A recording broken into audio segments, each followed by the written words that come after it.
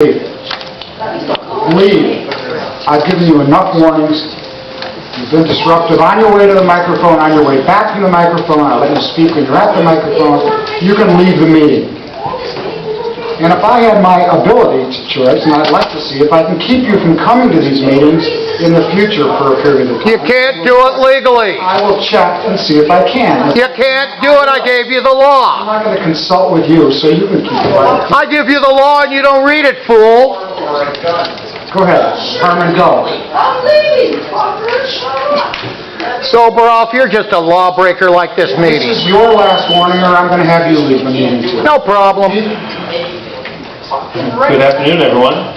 Hey, Chief. Fuck you. Just a couple of matters of reporting at two good events this past week. On Friday, I want to thank Vice President Beck for attending with us the Community Police Advisory Board Symposium.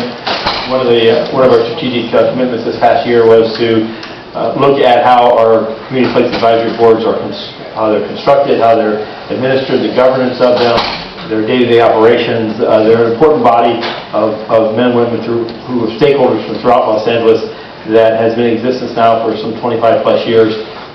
And I was an opportunity to on Friday morning to visit with them, talk with them, encourage their continued participation, but also, and while reaffirming their importance, to talk about there is a governance process, offer some more, I believe, more meaningful and purposeful guidelines as to why they exist, their actions, and what's expected and needed from them as they participate in this partnership. I want to thank Assistant Chief Gramala as well as Assistant Chief Arcos and Commander Rodriguez. Their work in revising these guidelines, working in partnership with the Community Police Advisory Board chairs, who then distributed the draft guidelines to the membership. And I'm confident we didn't have 100% approval of it. I do believe we had a consensus of people seeing the value of more detailed expectations and how the process works. Later that day, I was fortunate to attend at the invitation of Supervisor Mark Ridley Thomas and Department of Public Health, Dr. Barbara Fierro, the announcement of the Office of Violence Prevention by the Board of Supervisors. This is an office out of Department of Public Health that, for the first time in LA County's history, will attempt to map all the various supportive services and resources that exist for persons on reentry, persons experiencing homelessness, experiencing mental crisis, victims of crime, both violent as well as property. And the invitation to us as a department is we have a number of, if you will, grassroots or grass level initiatives with juvenile diversion, with providing resources to children who are trauma exposed. But there's really not a county clearinghouse to this point. And our invitation, I think, is going to improve our ability to help with victimization, with help with getting resources to people to break the cycle of violence and to allow people to get back on the main street of their life in the sense of success and a happy and productive life. On Sunday, the department joined with a number of other local law enforcement agencies, public safety members such as the fire department as well as our military veterans for the 4th annual Run to Remember. There was more than 6,000 participants there that day. I'm proud of the men and women of LAPD as well as our cadets and recruits that participated in both the 5K, 10K, and half marathon.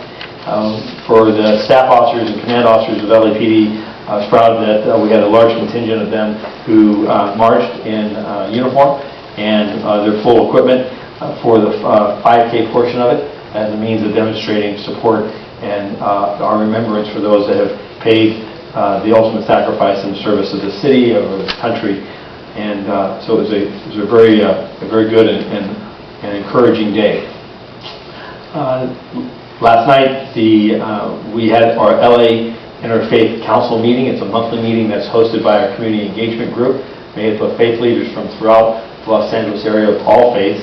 And we met for some 2+ hours. And last night the particular agenda item was Council Generals from Central America and their discussion on multiculturalism and religious tolerance. We had a presentation also by country of Turkey, Council General there, as to issues that we're seeing of a lack of religious tolerance or acceptance and the violence that we're seeing spring from that. It was a good opportunity to exchange information, reminding our faith community of resources that are available in the aftermath of New Christ Church and other attacks. Many of our faith community are concerned, children included, as to their safety, whether they attend a religious school or a religious ceremony. And so it was a good discussion. And then lastly, it was a point of also information that our consul generals from the Central American councils have asked for us to renew our efforts with video vignettes and pamphlet information for our immigrant community, particularly from Latin America, given the circumstances today of immigration reform or lack thereof, and the circumstances of immigration being a topic on a national level. They're seeing a return, if you will, of some erosion of faith and confidence in local law enforcement, and so our efforts will go back to renew those videos and our pamphlets and information efforts. So this is again, this meeting last night was yet another effort by the department to continue in our engagement with communities throughout Los Angeles in an ongoing and recurring manner that identifies areas of gaps and reaffirms our commitment, as well as ensuring that we have a clear understanding of exactly what we've accomplished. Many times, for instance, on the immigration reform, this was an area of great deal of emphasis by the organization in 2015 and 16, and there was much success. And last was the first report that we received that there may have been some erosion in that in the last year. Now, much of that may have to do with the fact that many of these consul general positions changed, and we have people who were not here during the earlier election cycles and so forth and are unaware. And so I think it just goes again to the concept of continually renewing those relationships and revisiting strategies both of the past as well as identifying opportunities for the future. Talk briefly about crime. This last week we saw a reduction in the initial days after our press conference on Monday, but then this last weekend we saw a return to shooting violence that we spoke about at that conference. And what I mean by that is, for the week, there were 21 victims that were shot, but 16 of those happened between Friday night and Sunday. And so there was that surge, and 12 of those happened in Southwest 77th, Southeast, or Newton, in those 4 commands. So our continued efforts with our community engagement folks of our grid, our faith leaders, their vigilance in the field is important and needed, and we've also continued to shift resources, law enforcement, crime suppression resources back into some of these neighborhoods, as we have promised that as communities see higher levels of violence, we will shift visible police resources in an effort to help suppress or quell that violence, while interventionists and prevention specialists can come in and attempt to detangle and dissolve conflict amongst particularly gang members who are going back and forth with each other with recurring shooting violence. More broadly across the city, I'm happy to report that we still have a nearly 5% reduction in violent crime, and we have which is 334 fewer violent crimes this year to date versus last year, and nearly 2,400 fewer Part 1 crimes, with a reduction in every property crime category across the spectrum. The most pressing matter I have today is this last month in March, and has continued into April, is shooting violence. Now, I will say that April last year was the lowest number of shooting victims and homicides for the entire year, and substantially lower than the previous 3 years before that. However, the reality of the matter is that the success we saw last year we want to renew, and we want to continue and get restarted. And so we are working feverishly with our commands, with our community safety operations centers, with their individual commands.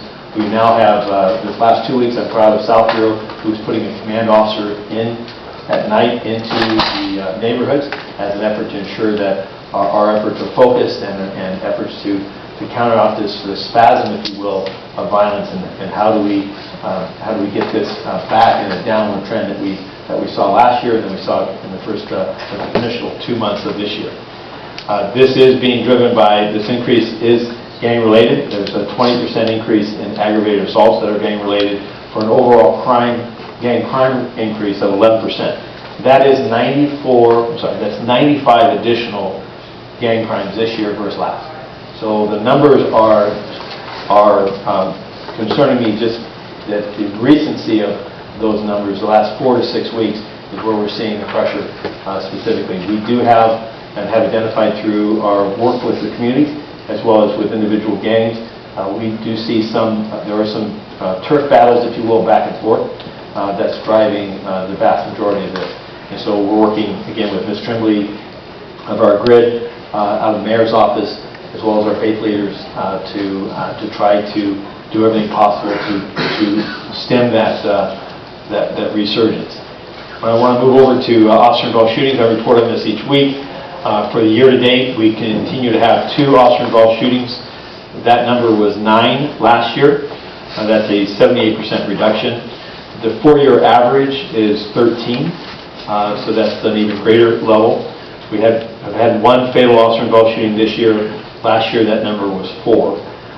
So we continue to experience success in our efforts to find alternatives and de-escalate and to be able to deal with threats while affording officers safety as well as the community and avoiding having to resort to the use of deadly force. By the way, the department is just finishing its 2018 use of force review, and as initial copies were provided to the subcommittee members, and we'll be having that agenda, as I understand, here in a couple of weeks and we will look forward to coming and talking with you and answering questions. 2018 was the 2nd lowest number of officer-involved shootings in more than 30 years. The 2017 was a 3rd higher than the numbers we saw in 2018. So this year's trend, if you will, now we're into the 4th month. I'm a little more comfortable. There's a variability in data, but I'm still I'm encouraged by how we've started this year. Moving over to our traffic statistics snapshot. For overall traffic collisions involving serious injuries and deaths are basically flat. We have 1 fewer of those than we did last year at this time. However, our DUI-related serious injuries or deaths are up. We've had 20 of those this year versus 13 last year. And so that's an area that we're beginning to see some pressure on, and we want to make sure that we're paying attention to. On our motor vehicle versus pets, we've had 37 pedestrians that have been killed in a motor vehicle collision this year. That number was 30 last year. And of course, attention was drawn to the tragic circumstances last week in Newton Division with a truck driver. We're actively investigating that as to what his actions were that just led right up to that tragic outcome. On bicyclist-involved collisions, this year we're 23 either serious injured or fatals. That number was 26 last year, and it is a reduction that we're also seeing from 2016 at this point, as well as 2015. So I'm encouraged by that information. Lastly, we move over to our personnel status. We have 10,053 department sworn personnel on payroll, 2,981 civilian personnel that are on payroll, 388 reserve officers, and 1,428 cadets. And that concludes my report. I'm happy to answer any questions you Any might have. commissioner questions? Do we have any public comments? We have 3 public comment cards. We have George Fazzetti, General Jeff, and Jonathan Foster.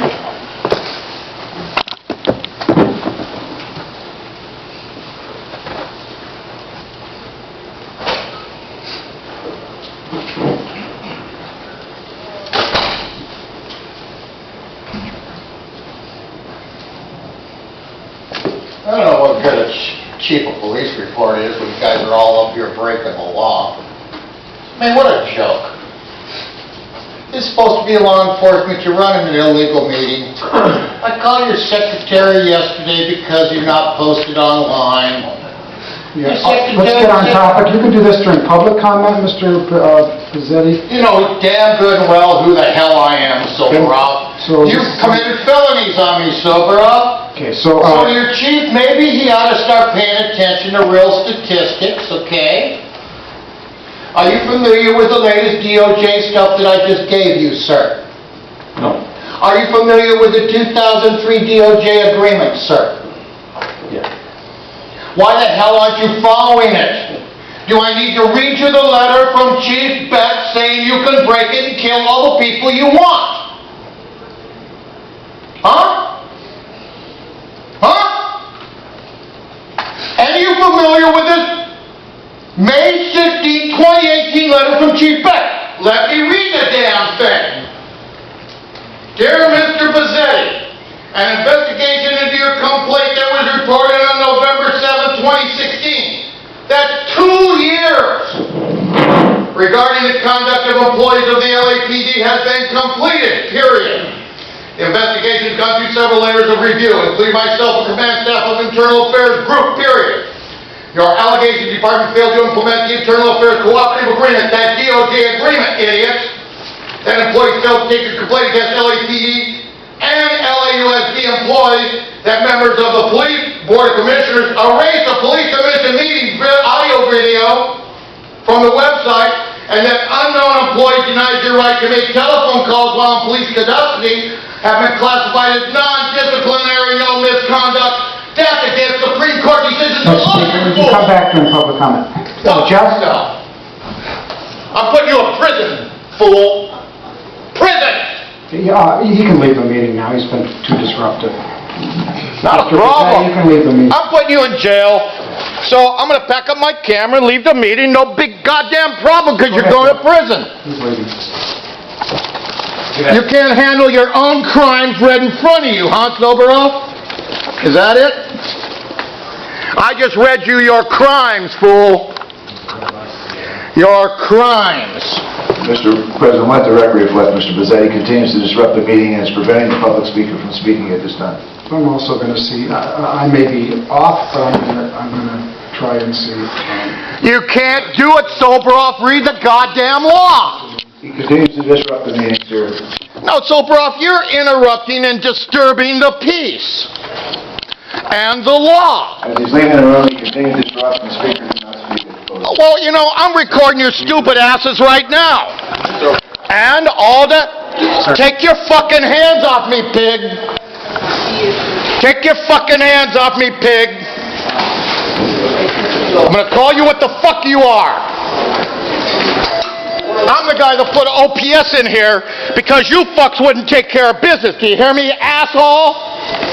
I gave you people more cops because you didn't take care of cops. You fucking pieces of shit.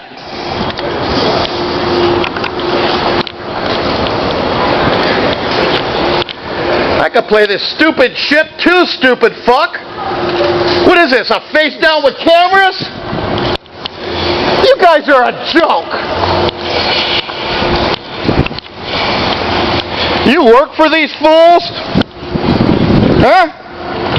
You're a joke. You're all participants in criminal activity. Yeah, you can't even look, can you? Because I bust you fuckers.